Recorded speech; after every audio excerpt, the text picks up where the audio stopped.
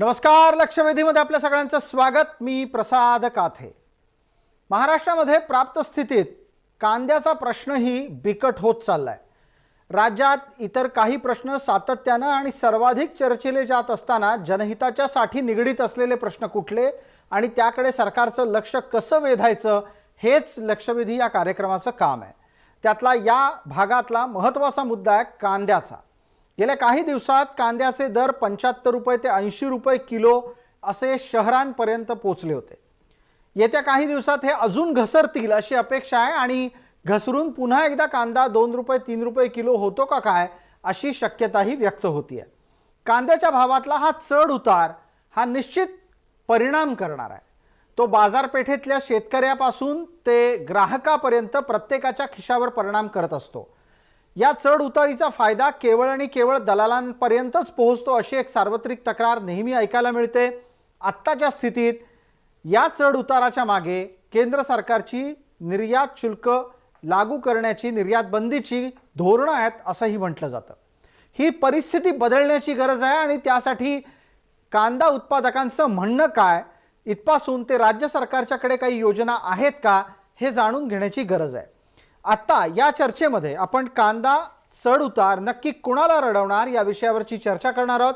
त्यासाठी आपल्या सोबतच्या मान्यवरांची मी आपल्याला पटकन त्यांची ओळख करून देतो. आपल्यासोबत मुंबईमध्ये आपल्या स्टुडिओत प्रवक्ता शिवसेना या नात्यानं अरुण सावंत आहेत. आपल्यासोबत कांदा उत्पादकांचे प्रतिनिधी या नात्यानं अध्यक्ष कांदा उत्पादक शेतकरी संघटना म्हणून भरत दिघोळे आहेत. दोघांचं या चर्चेत स्वागत. आणि चर्चेला सुरुवात करण्यापूर्वी नरेंद्र बटाव आमचे प्रतिनिधी येवल्याहून आपल्यासोबत जोडले गेले आहेत. नरेंद्र बटाव, कांद्याच्या संदर्भातली ताजी स्थिती काय आहे? काल परवापर्यंत आम्हाला मुंबईमध्ये 75-80 रुपये किलो या भावानं मिळणारा कांदा घसरणार आहे का? घसरला तो किती घसरू शकतो? हो, नक्कीच सर. केंद्र सरकारने कांद्याच्या किमान निर्यात मूल्य दरामध्ये $800 प्रति टन दराने वाढ केली असल्याने तसेच नाफेड व NCC मार्फत जो कांदा बफर स्टॉक मध्ये साठवून ठेवलेला आहे त्यातील 2 लाख मेट्रिक टन कांदा किरकोळ बाजारामध्ये 25 रुपये दराने विक्री करण्याचा निर्णय घेतल्याने अक्षरशः गेल्या 5 दिवसापासून कांद्याच्या भावात घसरण होत जवळजवळ 700 ते 800 रुपयाची घसरण झाल्याचे यावेळी दिसून येत आहे सर.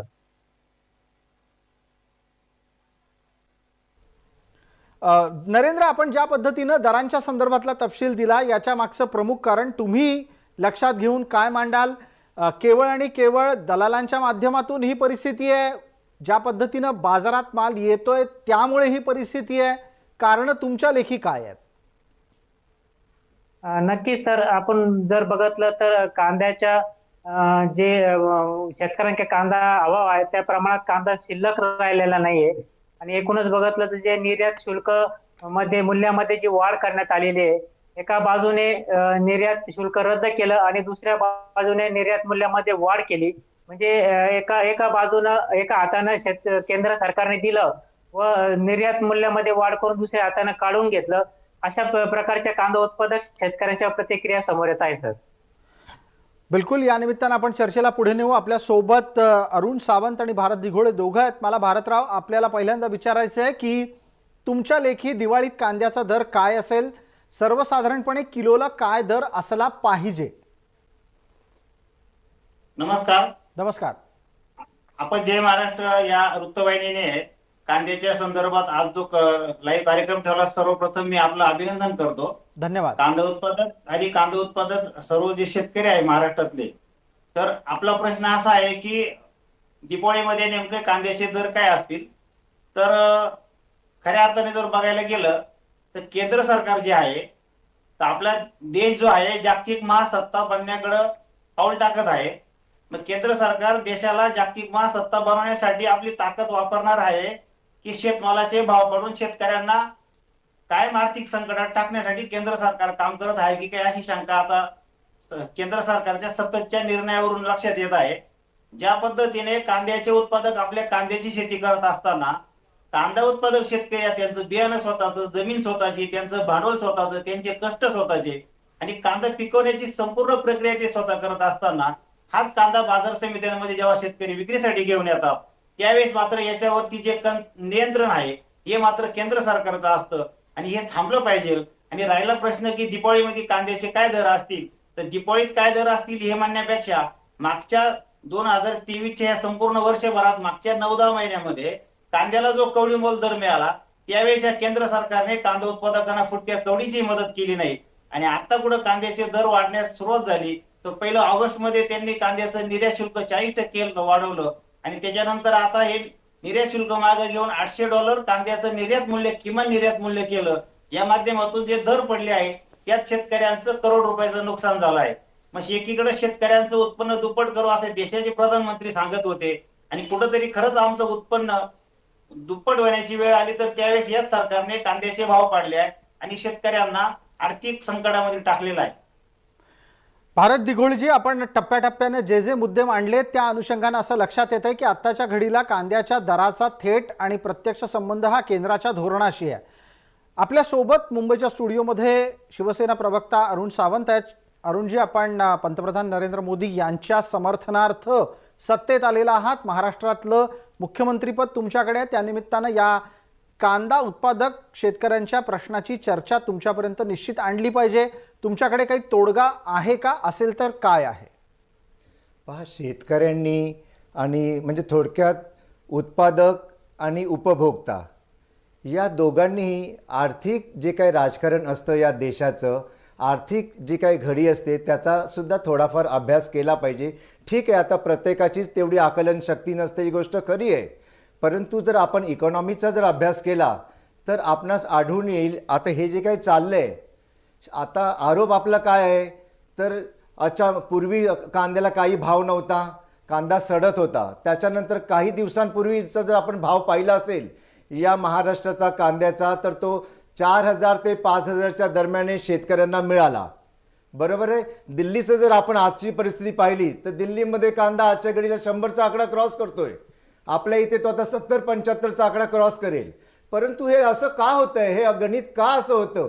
काही दिवसांपूर्वी शेतकरी कांदा उत्पादकाचाच जर फक्त विचार केला तर फायद्यात जात होता. त्याच्या अगोदर काही आठवडे तो पूर्णपणे नुकसानमध्ये होता. आणि आता आपण जसा उल्लेख केला भरतजी की केंद्र सरकारने वाणिज्य मंत्रालयाकडून याचा निर्यात शुल्कामध्ये वाढ केली. आता ही निर्यात शुल्कामध्ये वाढ का केली याच्या मागचं गणित आपल्याला कळलं पाहिजे. आपण जर पाहाल तर या राज्यामध्ये आणि या देशामध्ये उत्पादकाचा सुद्धा विचार केला पाहिजे आणि जो उपभोक्ता असतो म्हणजे आमच्यासारखे आमच्यासारखे त्यांचा सुद्धा विचार हे सरकार करत असतं. आणखीन उपभोक्त्याला कांद्याच्या किमती जास्त वाढू नयेत म्हणून लगेच केंद्र सरकारने त्याच्यावरती निर्यात शुल्कामध्ये वाढ केली. पूर्वी क्विंटल मागे म्हणजे एका टनामागे हाच कांदा $400 जात होता. तोच आता गव्हर्नमेंटने केंद्र सरकारने लगेच निर्यात शुल्कामध्ये वाढ करून तो 800 केला, डबल केला. तुम्ही फक्त तुमची बाजू बघता, परंतु उपभोक्ता जो असतो, सर्वसाधारण जी जनता असते त्या जनतेला जेव्हा कांदा 100 रुपयापर्यंत जातो तेव्हा त्यांना त्यांच्या डोळ्यातून अश्रू वाहू लागतात. ते वाहू नये म्हणून ते पुसण्याचं काम केंद्र सरकारद्वारे आदरणीय पंतप्रधान नरेंद्र मोदीजी यांनी केलं आणि त्यांनी निर्यात शुल्कामध्ये वाढ करून हा कांदा परदेशात जाणार नाही, बाहेरच्या देशात मोठ्या प्रमाणात जाणार नाही याची काळजी घेतली. हा देशामध्ये याचा पुरवठा त्याच्यामुळे व्हायला लागला आणि कांद्याच्या किमती स्थिर झाल्या. आता कधी कधी आपल्याला कांद्याद्वारे चांगला प्रॉफिट होतं, कधी ते मध्यमद्वारे येतं तर कधी नुकसान होतं. हे जे काही चक्र आहे चक्र चालूच राहणार. आपण म्हणाल की मला नेहमी फायदाच झाला पाहिजे तर अर्थव्यवस्थेचं चक्र हे कधीच एक प्रकारचं नसतं, ते सतत फिरत असतं. याचा सुद्धा अभ्यास आपण केला पाहिजे, उत्पादकांनी सुद्धा केला पाहिजे आणि उपभोक्त्याने सुद्धा केला पाहिजे. बिलकुल. पण प्राप्त स्थितीमध्ये कांदा ही तसं पाहायला गेलं तर जीवनावश्यक वस्तूंमधल्या एका महत्वाच्या घटकाचा भाग आहे. रोजच्या जेवणातला त्याचा उपयोग आणि त्या अनुषंगाने वापर हाही महत्वाचा आहे. म्हणून त्याच्या चर्चेची संवेदनशीलता असते. अतिशय चांगली चर्चा आपण घडवून आणलीत प्रसादजी. कारण जनतेच्या ज्या दैनंदिन गरजा आहेत त्याच्याकडे सुद्धा आपलं चॅनल आणि आपण लक्ष देता. एकाच कुठल्या तरी गोष्टीवरती फोकस करून आपण नाही आहेत हे याच्याद्वारे सिद्ध होते. मी आपणास सांगतो, कांद्याच्या किमती वाढण्यामागचं एकच कारण नाहीये की तिथे निर्यात शुल्कामध्ये वाढ केली केंद्र सरकारने म्हणून किमती वाढले, असं नाहीये. पहा, मागील काही काळामध्ये पाऊस कमी झाला, पर्जन्याचं प्रमाण कमी झालं, जो काय कांदा त्यांच्या याच्यामध्ये चाळींमध्ये साठवलेला होता त्याच्यातील 50% कांदा हा खराब झाला. हा आपण सर्व कांद्याच्या व्यापाऱ्यांना विचारावं. दुसरी गोष्ट 50% खराब झाला. त्याच्यानंतर कांदा जो आहे तो उत्पादन मुळात न झाल्यामुळे त्याच्या किमतीमध्ये काही प्रमाणात वाढ झाली, तरी सुद्धा निर्यात शुल्कामध्ये तिथे वाढ केल्यामुळे हा कांदा इथे स्थिर झाला. नाही तर हा कांदा केव्हाच 100 पार झाला असता. अजूनही बिलकुल आपण महाराष्ट्रामध्ये तो याच्यातला मुद्दा अरुण सावंत असा आहे की दिवाळीच्या तोंडावर ऐन सणासुदीला कांदा महाग दरानं विकला जाऊ नये आणि त्याचा परिणाम जनतेच्या बजेट बरोबरच भावनांवर सुद्धा होऊ नये, हा केंद्राचा एक विचार आहे. भरत दिघोळे आपल्यापर्यंत हा विषय घेऊन येतो आणि या निमित्ताने आपण सांगा, बाजारात कुठल्याही प्रकारे दर निश्चिती ही मागणी आणि पुरवठ्याच्या गणितावर अवलंबून असते. याचं समीकरण अर्थात मागणी आणि पुरवठ्याचं समीकरण बिघडलं की दर वर खाली होत राहतात. तुम्हाला एक जो सल्ला आत्ता अरुण सावंतांनी दिलाय तो असा आहे की प्रत्येक वेळेला व्यवसायात नफा होत नाही हे लक्षात घेऊन व्यवसाय त्या पद्धतीनं बदलत राहावा लागेल. व्यवहार तसा असला पाहिजे. हा सल्ला पटतो, योग्य आहे, आपण उत्तर द्यावं. 100 नाही 200% विरोध आहे त्यांच्या या सल्ल्याला. कारण ते मुंबई शहरामध्ये राहतात, कांदा पिकवताना त्यांनी स्वतः एक एकर कांदा पिकवण्यामध्ये त्यांनी सहभाग नोंदवा महाराष्ट्रातल्या कुठल्या कांदा उत्पादक जिल्ह्यांमध्ये जाऊन. आणि ज्या सरकारमध्ये ते सहभागी झाले आहे, ही कांदा उत्पादक संघटना ही बिगर राजकीय संघटना आहे. परंतु तथ्य आणि सत्य सांगितलं की ते जे सत्यता असतं त्यांना पटत नाही. म्हणून मी मुद्दे जे आहे ते थोडक्यात आणि महत्वाचे मुद्दे सांगतो. मुळामध्ये हा कांदा जो शेतकरी पिकवतो, तो कांदा पिकवत असताना ते शेतामध्ये पिकवलेलं पीक आहे, त्याला सततचा नफा झाल्याने सरकारमधल्या लोकांना किंवा देशातल्या लोकांना काही तक्रार असायचं कारण नाही. आणि देशातल्या ग्राहकांना काही गोष्टी महाग घ्याव्या लागतात, त्याच्यामध्ये शेतमाल महाग मिळतो. अशी जर कोणाची तक्रार असेल तर भारतातल्या एखाद्या ग्राहकाचं यांनी लेखी पत्र दाखवावं की मी आपला विरोध करत नाही. फक्त मी आपणास एवढंच सांगेन, माझी आपणास एवढीच विनंती आहे की ज्याप्रमाणे उत्पादक म्हणून आपण आपला विचार करत आहात, तसा उपभोक्ता म्हणजे आम जनता त्याचा सुद्धा आपण विचार करावा.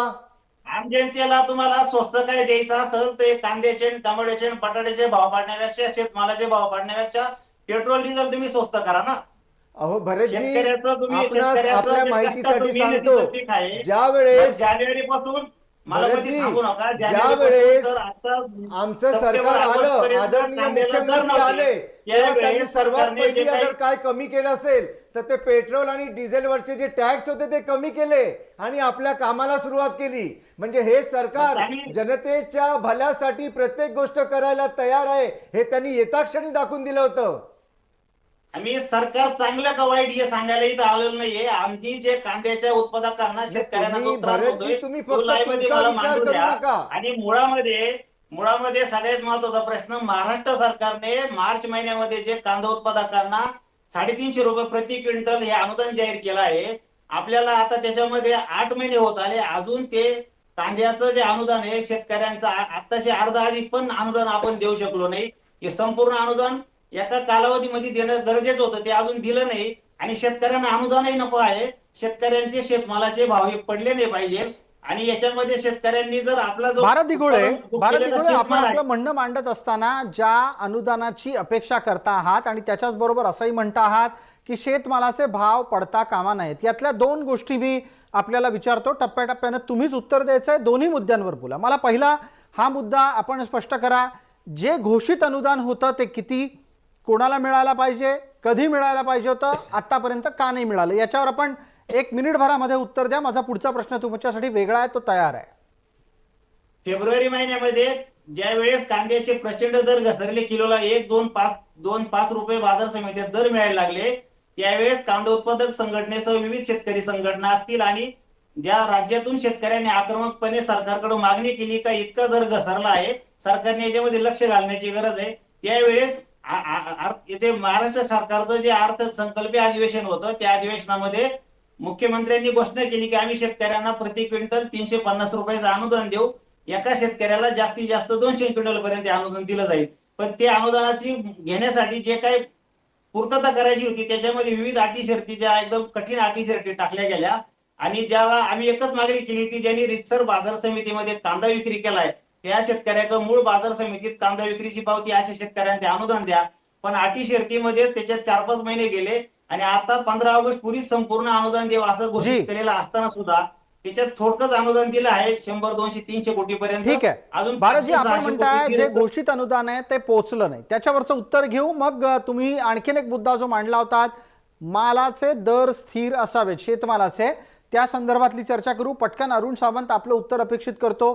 घोषित अनुदान का मिळालेलं नाही? भरतजींनी जो घोषित अनुदानाबद्दल जो आता विषय मांडलेला आहे, तर या घोषित अनुदानाचा मला खरोखर अभ्यास करावा लागेल. भरतजी, सध्या तरी तुमच्या या प्रश्नाचं उत्तर मी देऊ शकत नाही, परंतु गेल्यानंतर मी याचा अभ्यास करून तुम्हाला जरूर ठीक याच्या आहे. मी तुमची बाजू मांडेन. जी, या चर्चेतला एक मुद्दा जो कांदा उत्पादकांशी निगडीत आहे, केवळ असं म्हणता येणार नाही, तसं पाहायला गेलं तर तो सरसकट सगळ्याच शेतकऱ्यांच्यासाठी निगडीत आहे, जवळचा आहे आणि जोडलेला आहे भावनात्मकरित्या. तो आहे शेतमालाचे भाव स्थिर राखणं. व्यवहार्य दृष्ट्या हे शक्य नाहीये, हे थेटपणे उत्पादकाला सांगायला हवं. प्रत्येक उत्पादनाचे भाव स्थिर राखायला गेलो तर आपण आपल्या सर्व शेतकऱ्यांच्या म्हणजे शेतकऱ्यांच्या प्रत्येक उत्पादनाला MSPच्या अंतर्गत आणावं लागेल, हमी भाव द्यावा लागेल. हे व्यवहार्य नाहीये. पण ठीक आहे, आता आपण चर्चेमध्ये भारत दिघोळे आहेत, त्यांनी एक मागणी केली आहे, त्यांच्या मागणीचा सन्मान करून मी त्यांना विचारू इच्छितो. भारतजी, माल स्थिर, शेतमालाचा जर दर स्थिर राखायचा असेल तर कांद्याला प्रति क्विंटलचा कुठला दर द्यायला हवा आणि ती हमीभावाची पद्धत असेल का, ती आपल्याला व्यवहार्य वाटते का? भारतजी. अगदी बरोबर आहे. केंद्र सरकारने कांद्याचा उत्पादन खर्च किती आहे हा सर्वात प्रथम काढावा. त्यानंतर देशाची संपूर्ण वर्षभराची कांद्याची एकूण किती लाख टनाची गरज आहे किंवा किती कोटी टनाची गरज आहे तो आकडा काढावा. त्याबरोबर निर्यात करण्यासाठी जर शेतकऱ्यांना अधिकचा कांदा उत्पादित झाला, कारण कांदा शेतात लावला आणि तो लगेच मार्केटमध्ये आला असं कधी होत नाही. त्याला दुष्काळ आहे, त्याला अतिवृष्टी आहे, त्याला गारपीट आहे, त्याला निसर्गाची अवकृपा झाली तर कांदा जो हातात यायचा आहे तो येत नाही. हे सगळं होत असताना देशाची एकूण किती गरज आहे कांद्याची, त्याचबरोबर कांद्याचा उत्पादन खर्च किती आहे प्रति किलोला, हा सगळा व्यावहारिक दृष्टिकोनातून सरकारने याच्यावरती धोरणात्मक निर्णय घ्यावे. जी. आपण कांदा निर्यात करणार आहोत, भारतजी त्याची आकडे कसं आहे, शेतकऱ्यांना भारतजी सांगावे. कसं आहे, हे सगळं सरकारने करावं असं म्हणणं खूप सोपं आहे. तुम्ही स्वतः उत्पादक आहात कांद्याचे, मला तुम्ही सांगा तुम्हाला काय हमी भाव अपेक्षित आहे किंवा कमाल दर किती अपेक्षित आहे, किमान दर किती अपेक्षित आहे?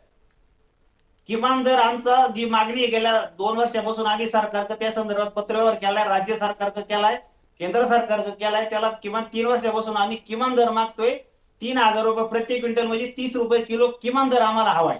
परंतु ह्याच्यामध्ये सरकारने कुठलंही हे केलं नाही. आणि राहिला तुमचा आता प्रश्न असा आहे की जर सरकारने हे का करावं, तर जरूर सरकारने काहीच करू नये, आम्हाला 1 रुपयाची मदत करू नये, कुठलेही काही करू नये.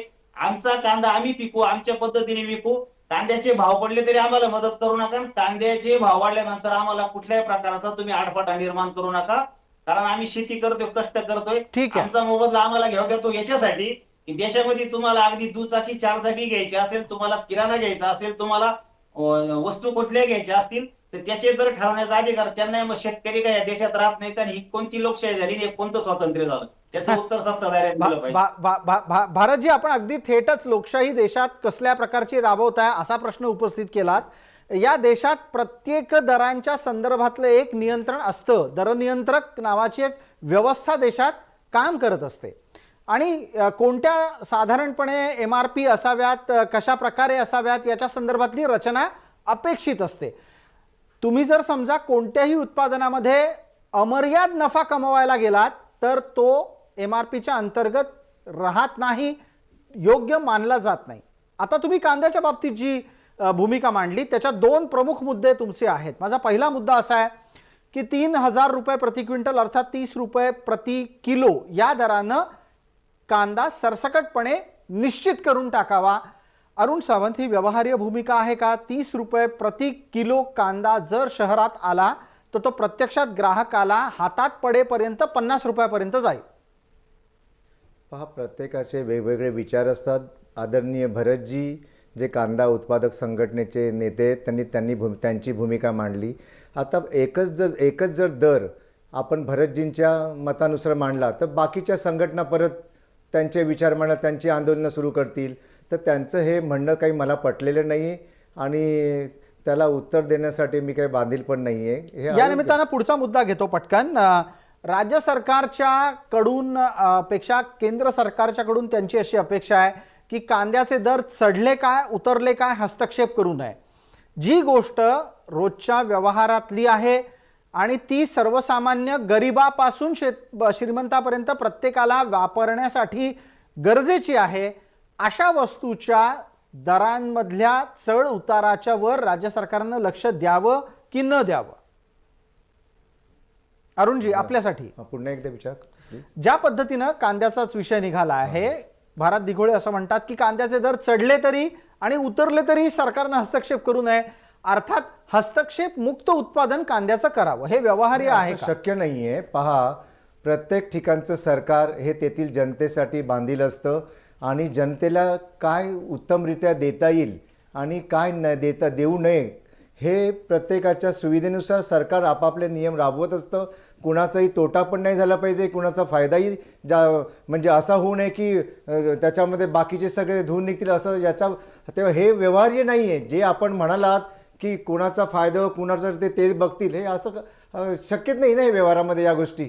या निमित्तानं आपण चर्चेला शेवटच्या टप्प्यात आणतो आहोत. भारत दिघोळे, जर समजा दिवाळीच्या सुमारास कांदा बऱ्यापैकी स्वस्त झाला, त्याच्यानंतरची स्थिती काय असेल?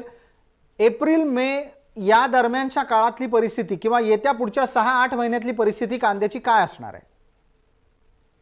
हे बघा, यावर्षी तर महाराष्ट्रामध्ये विविध कांदा उत्पादक जिल्ह्यांमध्ये पाऊस जो आहे तो कमी प्रमाणात झालेला आहे. त्यामुळे नवीन जो कांदा लागवड आहे हा थोडासा याच्यामध्ये लागवडीत घट झालेली आहे. आणि त्याचबरोबर आता चाळीमध्ये जो शेतकऱ्यांनी कांदा साठवला आहे हा आता अंतिम टप्प्यात आहे. परंतु ह्याच शेतकऱ्यांनी जेव्हा मार्च एप्रिल मे महिन्यामध्ये चाळीमध्ये कांदा साठवण्यासाठी काढणी सुरू केली, त्यावेळेस अवकाळी पाऊस, गारपीट झाली आणि त्यामुळे कांद्याचं मोठ्या प्रमाणात नुकसान झालं. राहिलेला चांगला कांदा जो शेतकऱ्यांनी चाळीत साठवला त्याच्यातला खूप कांदा शेतकऱ्यांनी अगदी 80% कांदा स्वस्त दरात, कवडीमोल दरात त्यांना विकावा लागला. त्यावेळेस सरकार राज्यातलं केंद्रातलं गप्प बसलेलं होतं, त्यांनी काही मदत केली नाही. आणि मग आमचं हेच पुन्हा त्याच विषयावर यावं लागेल की मग तुम्ही मदत करत नाही तर तुम्ही मग भाव वाढल्यावर नंतर तुम्ही काय त्याच्यामध्ये आडफाट आणू नका. आणि राहिला प्रश्न, देशामध्ये अशा अनेक गोष्टी ज्या गरजेच्या गोष्टी आहेत तर त्याच्या दरावरती जे आहे ते मुक्त संचार आहे, त्याचा एकदम मुक्त पद्धतीने दर वाढत असतात. जो तो ज्याचा नफा फिक्स असतो, शेतकऱ्यांना मात्र इथं नाडलं जातं. आणि आत्ताचं विद्यमान सरकार जे ते सांगते की आम्ही सर्वसामान्यांचं शेतकऱ्यांचं सरकार आहे, हे सांगण्यात आहे, कृतीमध्ये तसं दिसत नाही. आणि याच्या माध्यमातून आम्हाला जे आम्ही मध्यंतरी मागणी केली होती महाराष्ट्र सरकारकडं की कांद्यासाठी तुम्ही जे कांद्याचे उत्पादक जिल्हे प्रमुख तिथं तुम्ही प्रक्रिया उद्योग सुरू करा, त्याचबरोबर तुम्ही कांद्याचं स्वतंत्र महामंडळाची निर्मिती करा, त्याच्यासाठी 5,000 कोटीची तरतूद करा, कांद्याचं बियाणं तुम्ही द्या. आणि कांद्याचं तुम्हाला जर काही असा खूप महागाई होऊ द्यायचा नसेल तर हा कांदा उत्पादक शेतकरी नेहमी थोडा नफा चांगल्यापैकी कमवत राहिला तर तो कांद्या शेती करल. अन्यथा कांदा उत्पादन जर शेतकऱ्यांनी बंद केलं, एवढी मोठी जगाच्या पाठीवरती लोकसंख्या असलेल्या देशाला परदेशातून कांदा आणून देशातल्या ह्या इतक्या मोठ्या लोकसंख्येला खाऊ घालणं कठीण होणार आहे. त्यासाठी खूप अधिकची रक्कम मोजावं लागेल. हा कांदा परकीय चलन कमवून देणारं पीक आहे. याच्याकडे जर कांद्याकडे तुम्ही असं एक शेतकऱ्यांच्या हिताचं पीक म्हणून जर बघितलं, सरकारच्या याच्यामध्ये नक्कीच हे आहे. आणि आम्ही ग्राहकांना खूप उच्च भाव घेऊन कांदा विकायची आमची शेतकऱ्यांची मानसिकता नाही. पण वर्षातल्या 12 महिन्यापैकी जर आम्ही 11 महिने कवडीमोल दराने कांदा विकायचा आणि महिना दीड महिन्यासाठी कधीतरी भाव वाढतो 2-4 वर्षातून, त्यावेळेस सरकारने येऊन भाव पाडायचे, याला आमचा खऱ्या अर्थाने विरोध आहे शेतकऱ्यांचा. ठीक आहे, भारत दिघोळेजी, आपल्याला अत्यंत सविस्तर पद्धतीने आपली भूमिका मांडता आली. त्याचबरोबर अरुण सावंत, आपल्यालाही या चर्चेमध्ये प्रतिवादाची संधी पुरेशी मिळाली असं अपेक्षित करतो. आपण दोन्ही मान्यवर या चर्चेत सहभागी झालात त्याबद्दल आपले मनपूर्वक आभार. धन्यवाद. लक्षवेधीच्या या चर्चेमध्ये तूर्तास इतकंच. सर्व प्रेक्षकांना जय महाराष्ट्र.